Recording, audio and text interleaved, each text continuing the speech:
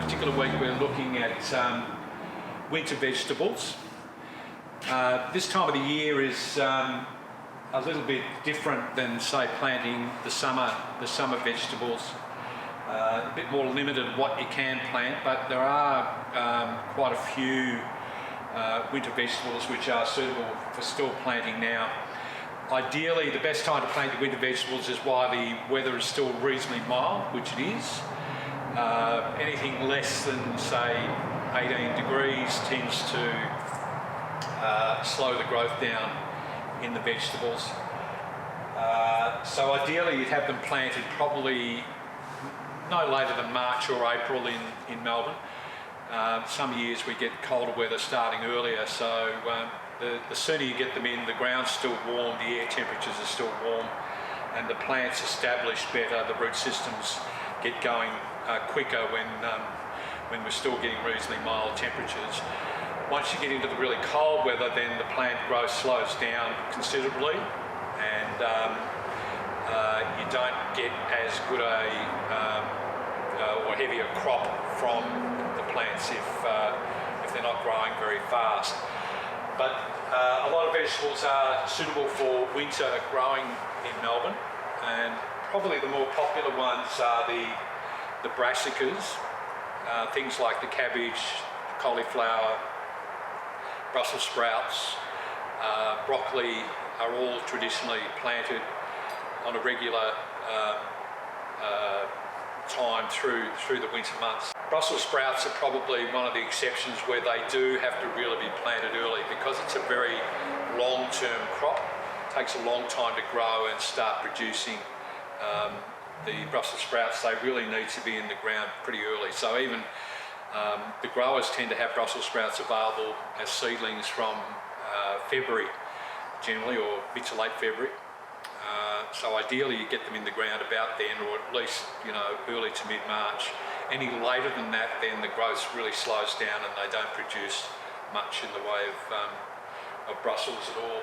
Things like cabbage and broccoli are quick, they're quick growing, and you can plant them in succession so that you don't necessarily plant a whole stack of cabbage all at once, because you may not want all these cabbages being ready at the one time in the veggie garden. So you tend to stagger your plantings over, you know, say a month or 6 weeks, so that you've got a regular supply right through until winter.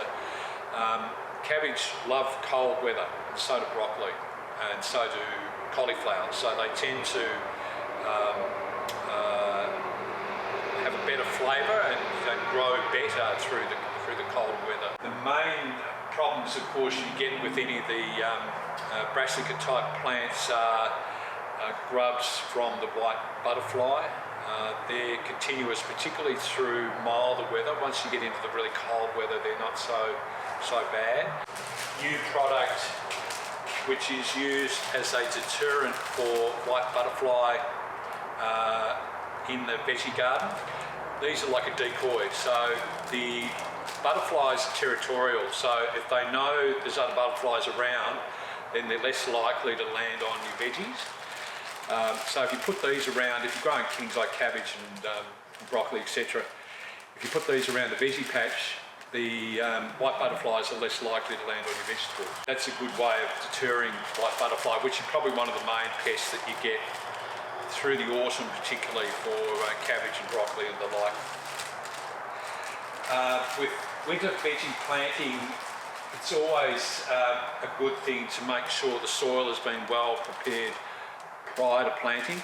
Some people plant immediately after they've harvested their summer crop. It's always a good idea to practice crop rotation in the vegetable garden so that you're not planting the same family of vegetables in the same vegetable patch year after year, because obviously diseases build up in the soil, and a lot of the plants that are planted the following season can be affected by those diseases. So you need to practice good crop rotation. Now it's difficult when you've only got a small garden to be able to do that. What some people do is have some plants in the ground and then other plants growing in pots, and that allows you to break the cycle of diseases in the soil if you're planting or you're worried about that. it's a good idea to probably leave certain plants like tomatoes, for instance, out of a vegetable garden for say 3 years, because the diseases can overwinter for that long in the soil. So every 3 years you could have tomatoes, or you could have eggplants. They're in the same family. Things like capsicums in that garden bed, but the next 2 years you wouldn't plant them back into the same spot. It's difficult if you haven't got a lot of space, but if you wanted to, you can grow them in pots. Some of the other winter veggies, a lot of the quick growing veggies like silverbeet or spinach, they're quick growing and they're an easy one for winter. In fact, you can plant spinach and silverbeet all year round. Silverbeet comes as either seed or as plants, and I like the coloured stem silverbeet just because it adds a bit of decoration to the vegetable garden as well. Tastes just the same as normal silverbeet, but looks quite nice growing in the garden. They're easy to grow and they're quick growing. Beetroot's another one that's a quick growing vegetable and very easy to grow vegetable. If you're not really green thumb, that's probably one of the easiest veggies you can grow. And a punnet of beetroot yields quite a lot of mature bulbs once they're ready, and they get there pretty quickly. Providing the soil's been well prepared, it's a good idea not to have, as I say, related vegetables in the same garden bed. What a lot of people do, if they've had, for instance, tomatoes growing through the summer, and then they want to grow a winter vegetable, and you've been putting a lot of fertiliser into your tomatoes, it's good to follow it with a high nitrogen loving crop. So things like cabbage or broccoli or cauliflowers, they like a lot of nitrogen, so they're a good plant to put in the garden after you've had say a heavy fertiliser regime through the summer months. It helps them to grow quicker because they're a big leafy vegetable. They love a lot of nitrogen, so high nitrogen fertilisers are good. And you can add those to the garden at planting time, things like blood and bone. That's one of the traditional type fertilisers which is used by a lot of older gardeners, because often that was the only fertiliser that was available years and years ago. It's still a favourite one for veggie growers, and it's a pretty natural sort of fertiliser as well. If you can put up with the odour, it's got a strong sort of smell, but slow release fertiliser, you're not likely to burn the plants, and it's safe to use around any vegetables. There's various types of fertilisers for veggies. Some people prefer liquids. Through the winter months, I think it's a good idea to use some sort of liquid fertiliser on a fortnightly basis. Because the weather is cold, you want to sort of force the growth into the vegetables and grow them quickly. So liquid feeding them every couple of weeks will help with that. You can put it on the leaves, you can put it on the soil, but it's just getting into the habit of using it. When you first plant the vegetables, you get out a slow release. Osmocote actually make a fertiliser for veggies and herbs. That is slow acting, so you're not going to get quick results with that, but it's a good sort of base fertiliser to add at planting time. And like any vegetable growing, the soil has got to be really rich and organic when you're first planting, so adding things like compost and animal manures will help. You can plant things like peas all year round. They're a good winter crop and they're reasonably quick growing. They need trellising obviously to support them. They're a good plant either against the fence or in the middle of a veggie garden on say bamboo tripods, some sort of trellising just to support them. They can get up to say a couple of metres high and they're quite productive through the winter months. As to broad beans, you can still plant broad beans now, a good winter vegetable, and they crop over a long period and pretty easy to grow broad beans. Leeks are a good one still to put in really any of the onion family. Time to plant things like garlic, onions, just general onions can go in now. There's often a bit of confusion about how to plant things like leeks or shallots. They often are seeded into the punnets by a machine, and you end up getting clumps of plants all together. And often you get asked the question, do they need to be separated? And obviously one of those plants is one leek. So if you don't separate them out, they're not going to fill out and develop because they're too crowded. So when you take them out of the punnets, you have to separate them out almost with no soil attached to the root system. When you put the drill, the row in the vegetable garden, you can actually lie these on the side of the drill. The drill is when they have that straight line. And chop the top off them. That sort of reduces the stress on the plant. And then just backfill with some soil over the root system. The plant will stand up and find its own way. But each one of those has to be separated out, because if they're too close then your leeks won't develop. It's the same with things like onions and shallots. A lot of people think you can just plant the whole clump in one group, which doesn't work. The easiest thing to do is probably go through and chop all the tops off them before you take them out of the punnet, and then just plant them out individually. And they're a fairly long-term crop leeks, but pretty easy to grow really. They like the cold weather, and providing they've had enough fertiliser, to get them going, then they go through pretty quickly.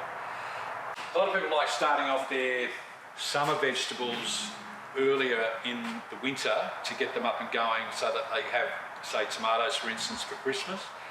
There's various methods of doing it. This is a mini greenhouse for starting off early vegetables or seeds, and using in combination with, say, the biodegradable jiffy pot. So these, when you plant into these with, say, a seed raising mix or a potting mix, once the plant's, say, been grown from seed and developed big enough, you can just plant the whole thing in the ground. So you don't have to treat it like a normal pot where the plant has to be removed. This actually just breaks down once it's in the soil over time, or the roots will grow through it and into the surrounding soil. So they're a handy thing if you don't want to start them off in, say, a larger seed tray. You can just grow individual seeds in these, and then when the plants are big enough, just plant them into the ground. It's sort of a quicker method, I guess, of an easier way to handle the plants rather than having to plant them straight out. Some seeds, of course, you have to sow direct into the ground, things like carrots, parsnip. Because they're a root vegetable, they don't like being transplanted. So you have to sow them direct. And then you have to come back and thin out the plants, because carrot seed, for instance, is very fine. And when you sow it, it's hard to plant out the seed individually. You normally just sow a drill with all the seeds together, and then they'll all germinate. You have to go through and thin out those plants, and then thin them. If you don't thin them, then they won't. They'll all grow together and they'll be too congested again. But that's a good way of starting off some early, say, tomatoes, just to protect them from the cold. Say even in July, some people like starting tomatoes as early as July. It's a common insect that attacks lawns, which I've spoke about before. It also attacks vegetable seedlings or any fine white roots on any small seedling. It's a curl grub. They are a common pest in vegetable gardens. You can treat them with insecticides. This is a fairly environmentally friendly one. People don't like using chemicals around vegetables for obvious reasons. This one is safe to use on those sort of plants. I grabbed a couple of varieties of carrot seed. So Top Weight Improved's been around for many, many years. It's a very old variety. It's a traditional large growing carrot. As I mentioned, they need deep soils. So if you plant carrots on a very shallow soil, then you have a problem with the roots. If you were limited for space or you wanted to grow carrots in a pot, then you can get the little baby carrots, which are ready fairly quickly, so you can pull them out after a few weeks and start eating them. The longer these are in the ground, the bigger they're going to get. So it's a normal carrot as such. It's just that the longer you leave it, the bigger it will get. So if you want to harvest them early, you just pick them, when they're about the right size. And carrots are really easy to grow. Potatoes?